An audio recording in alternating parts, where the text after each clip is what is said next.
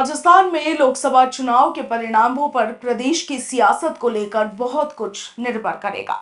अब इंतजार 4 जून के नतीजों का है। ऐसे में कार्यकर्ता हो या फिर खुद कैंडिडेट, हर कोई हार जीत का विश्लेषण करने में जुटा हुआ है। इस बार यह चुनाव साल 2014 और साल 2019 से काफी अलग है, क्योंकि इस बार कहा गया है कि 2024 का चुनाव राजस्थान में मोदी लहर पर नहीं बल्कि स्थानीय समीकरणों के बूते लड़ा गया है। बीजेपी भले ही बढ़त में दिखी हो, मगर कांग्रेस को उम्मीदों के काफी पंख लगे हैं। बीजेपी बनाम इंडिया गठबंधन की लड़ाई में कई सीटों पर बीजेपी को नुकसान होता नजर आ रहा है। ऐसे में अब सवाल यह है कि यदि बीजेपी का मिशन 25 पूरा नहीं हुआ तो राजस्थान की सियासत पर इसका क्या असर होगा। इससे ज्यादा जरूरी सवाल ये भी है कि ऐसी स्थिति में मुख्यमंत्री भजनलाल शर्मा की भूमिका को लेकर बात होगी या फिर वसुंधरा राजे भी फ्रंट फुट पर आएगी।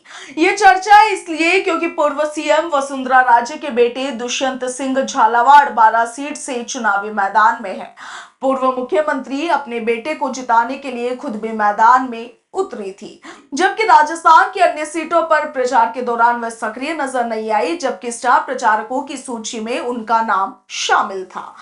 अन्य 24 सीटों पर बीजेपी प्रदेश अध्यक्ष सीपी जोशी और सीएम भजनलाल शर्मा समेत तमाम राजस्थान के बीजेपी के दिग्गज नेता और इसके साथ ही जो केंद्रीय नेता है, उन्होंने मोर्चा लगातार संभाले हुए था। खुद प्रधानमंत्री भी कई सीटों पर पहुंचे थे, जनसभाएं की, रैलियां की, रोड शोज किए।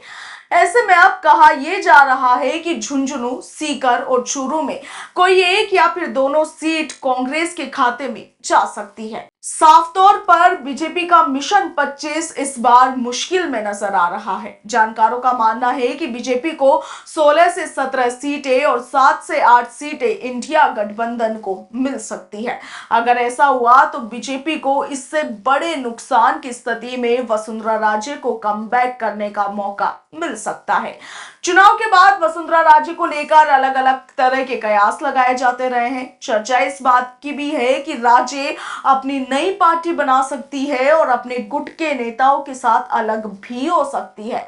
इसके साथ ही चर्चा ये भी है कि राजे जैसे कद्दावर नेता कैसे अपनी पार्टी का साथ छोड़ सकती है। हालांकि इन कयासों में कितना दम है ये कहना अभी बेहद मुश्किल होगा, मगर यह तय है कि लोकसभा चुनाव 2024 के परिणाम इस बार राजस्थान की सियासत को काफी हद तक प्रभावित करेंगे। Bureau report, Punjab Kesari, Rajasthan.